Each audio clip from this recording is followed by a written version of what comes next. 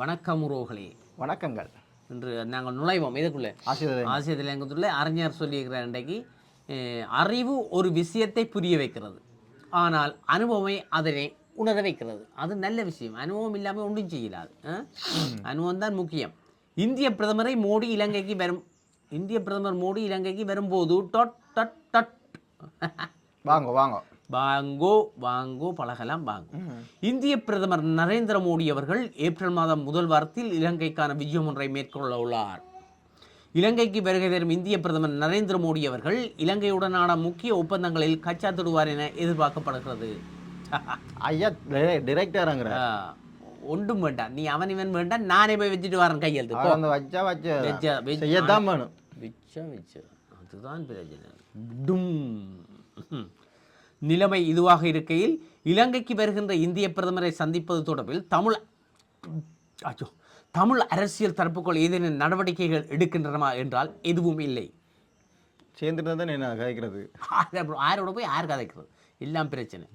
உண்மையிலும் தமிழ் இனத்துக்கு ஆன அரசியல் தலைமை இருந்திருக்குமாயின் ஜனாதிபதி அனுரகுமார திசாநாயக்க தனது முதலாவது வெளிநாட்டு பயணமாக இந்தியாவுக்கு செல்வதற்கு முன்னதாக தமிழ் அரசியல் தலைவர்கள் இந்தியாவுக்கு சென்று பிரதமர் மோடியை சந்தித்து எங்கள் நிலைமையை எடுத்துரைத்திருப்பார். ஆனால் அந்த எண்ணமும் சிந்தனையும் எங்கள் தமிழ் அரசியல் தரப்புகளிடம் அறவே இல்லை. இம்மியும் இடமில்லை. இருந்தாலும் அங்கே சேர்ந்து போனால் தான் என்ன செய்கிறது. அவர் போயிட்டு பார்த்துட்டு நீங்கள் போயிட்டு வாங்கிட்டு தத்தி விட்டுருப்பார். ஐயோ, இதை நாம் கூறுகையில் ஏலவே பிரதமர் மோடி இலங்கைக்கு வந்தபோது தமிழ் அரசியல் தலைவர்களை பார்த்து இந்தியாவுக்கு வாருங்கள், சந்திப்போம், கதைப்போம் என்றார். ஆனால் அவ்வாறானதொரு அரிய வாய்ப்பை எங்கள் தமிழ் தலைவர்கள் பொருட்படுத்தவே இல்லை. இவ்வாறானதொரு நிலையில் பிரதமர் நரேந்திர மோடி அவர்கள் மீண்டும் இலங்கைக்கு வரவுள்ளார். இலங்கைக்கு வரவுள்ள பிரதமரை சந்தித்து எங்கள் இனப்பிரச்சனைக்கான தீர்வை பெற்று தாருங்கள் என்று கேட்க வேண்டும். அவ்வாறு பிரதமர் மோடியை சந்திப்பதாயின் இப்போதே அதற்கான அனுமதியை கூற வேண்டும். இன்னும் கூறவும் இல்லை, அதை பற்றி சிந்திக்கவும் இல்லை. இப்போ இவர் தான் ஞாபகம் விட்டுறார், ஆசிரியர். சரியோ? அவ்வாறு கேட்கும்போது தான் இலங்கை விஜயத்துக்கான நிகழ்ச்சி நிரலில் தமிழ் அரசியல் தலைவர்களுடனான சந்திப்புக்கும் நேரம் ஒதுக்கப்படும். ஆனால் பிரதமர் மோடி அவர்கள் இலங்கைக்கு வருகிறார் என்ற செய்தி வெளிவந்த போதிலும் அவரை சந்திக்க வேண்டும் என்ற நினைப்பு எங்கள் தமிழ் அரசியல் தலைவர்களிடம் இல்லை. இருக்கும்.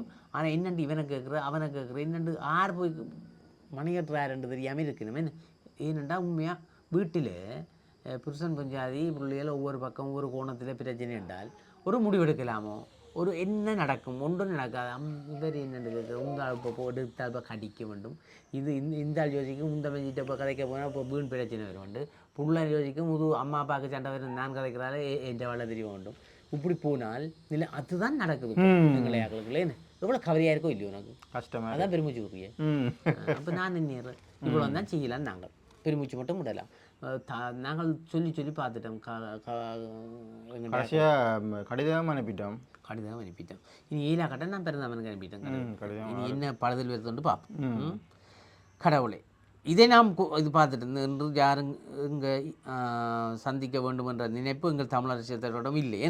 இதை நாம் கூறும்போது பிரதமர் மோடியை சந்திக்க தமிழ் தரப்புகள் விரும்பவில்லையா என்று நீங்கள் யாரும் கேட்டுவிடக்கூடாது, கேள்வி கேட்கக்கூடாது, கேட்டுவிடக்கூடாது.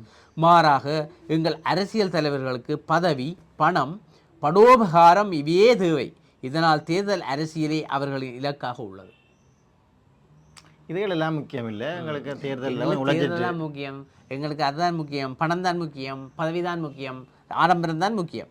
ஆம், இப்போது உள்ளூராட்சி தேர்தல் காலம். இந்த நேரத்தில் பிரதமர் மோடியை சந்தித்து எங்கள் பிரச்சனைக்கு தீர்வு காண வேண்டும் என்று நினைக்க எங்கள் அரசியலில் யார் உளர்? தீர்வு காண வேண்டும் என்று நினைக்க எங்களுடைய அரசியலில் யார் உளர்? இதில் பிஸி ஆகிட்டாங்களே, இனிமேல் அதை கவனிக்க மாட்டாங்களே. என்ன கவனிக்க மாட்டார்கள்? கவர்மெண்ட்டும் அந்த சரியான இடத்துல தான் கொண்டு வருது எலெக்ஷனை. அவங்களும் பிளான் போட்டு தானே இல்லை எலெக்ஷனே இல்லை, மோடியை கொண்டு வர அதுக்குள்ளே கொண்டு வந்து விட்டால் இவங்க இந்த பிராக்கில் தெரிய நாங்கள் இந்த பிராக்கை செய்து போட்டு அந்த பிராக்காலே அப்படியே அவர் போடுவார். பேருந்தானோ வந்தவரே ஐயோ நாங்கள் இங்கே இந்த எலெக்ஷன் பிரச்சனைக்கு இருந்துட்டோம். சே சந்திச்சிருக்கலாம். சரி மக்களை, நீங்கள் பரவாயில்ல, நீங்கள் எங்களுக்கு ஓட்டை போடுங்க. பேருந்து நாங்கள் பார்ப்போம், ஒருக்கா சந்திக்கத்தானே நாங்கள் போய் சந்திப்போம், பிரச்சனை இல்லை. ரெண்டு பேரும் காரியாஞ்சில் வலிச்சு வந்த இடத்த சந்திக்கலாமல் வேந்து காய்ச்சல் வலிச்சு போக வேண்டிய கட்டம் தான் வரப்போகுது உங்களுக்கு. என்ன ஆசிரியர் அவர்களுக்கு நன்றி. ஆசிரியர் பாவம், எங்கிட்ட ஆசிரியரை விடலாம்டாப்பா அங்கேயும் கொண்டு வந்து ஒரு ஒரு எங்களுக்குன்ற ஒரு பெரிய ஒரு அமைப்பு இருந்து அவரை தலைவராக விட்டு விட்டாலே காணும். இந்த இதில் சொல்லி கொண்டு இருக்கிற விட அவர் செயல்பட்டுகிட்டே போடுவார். இல்லையோ ஆசிரியருக்கு பணிவான வேண்டுகோள். இல்லையே உண்மையிலே ஆசிரியரை பாராட்டணும்.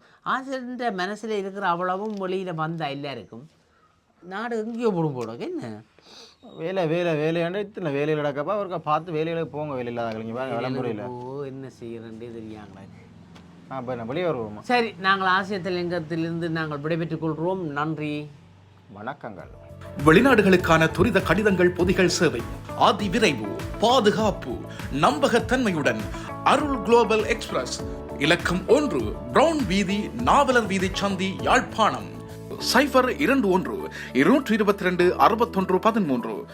அருள்ஸ் பிரைவேட் லிமிடெட், இலக்கம் 10, புதிய மாநகர சபை கட்டிட தொகுதி, கஸ்தூரியார் வீதி, யாழ்ப்பாணம். 0121-222-3536. முழு உலகையும் அன்பினால் ஒன்றிணைப்போம்.